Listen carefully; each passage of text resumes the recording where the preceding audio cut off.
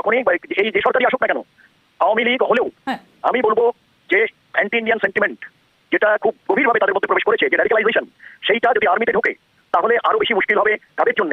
দেশের লোকেদের জন্য তো বটেই, আমাদের জন্য। কারণটা হচ্ছে আমরা সবচেয়ে নেবারিং কান্ট্রি ওদের সঙ্গে, এবং আমাদের একটা বৃহৎ সীমান্ত রয়েছে তাদের সঙ্গে।